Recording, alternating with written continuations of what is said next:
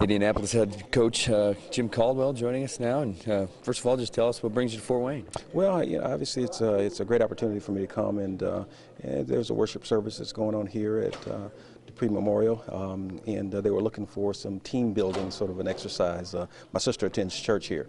My brother lives here in town as well, so my sister's the one that really kind of orchestrated things to get me to come up and do this particular program.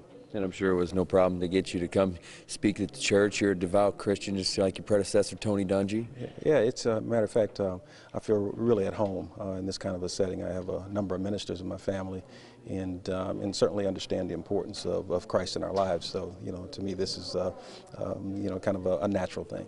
Just about as home as the football field almost, right? I've spent a lot of time in both places, so it's both of them are very enjoyable. Now I see on your presentation there the 6 pillars of teamwork. Can you just briefly talk about it? Yeah, just a couple of things. We're going to kind of run down basically the things that we think are very, very important as part of a teamwork, sort of a team building and things of that nature, and things that you look for in a quality team.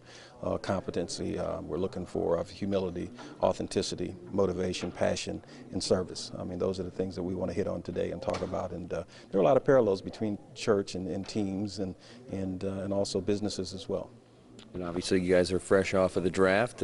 Comments about you took a couple offensive linemen, defensive linemen, running back, quarterback. It kind of got a little bit of everything there. Yeah, we had we think a great group of guys that are really going to make a tremendous difference for us. Our offensive line, we needed to bolster that a little bit, get us some help in that area. Anthony Costanzo is going to do a tremendous job.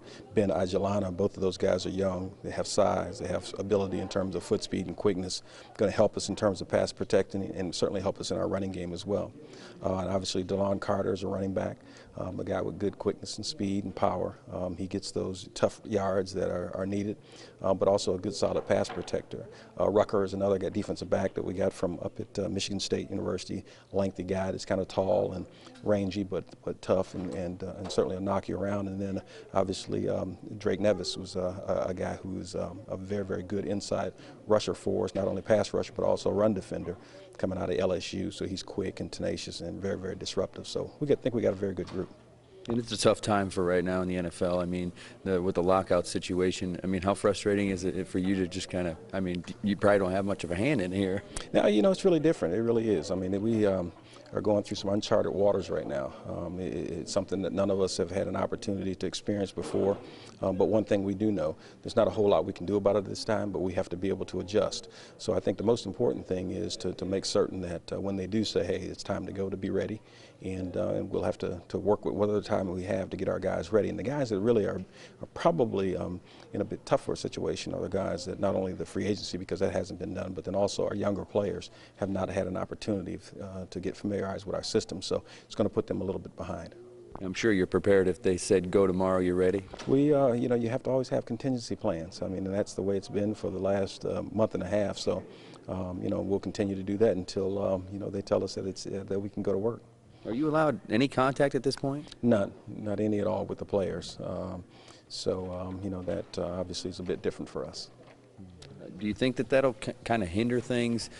Like you said, you got a pretty veteran squad, though. So I mean, most of the guys understand. But as far as those younger players, I mean, how much could that hinder things? Well, for us in particular, obviously by this time they would have heard our system, at least talk to them in detail about it twice by now.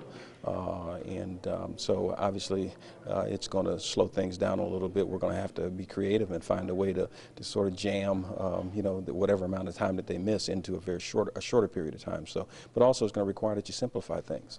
But our team depends on young guys playing for us because a lot of them do year in and year out. So you know how important they are to us. And hopefully they wrap this up soon. Yeah, and I think it will. I think in due time it'll get done, and whenever it's done, we'll get ready to go.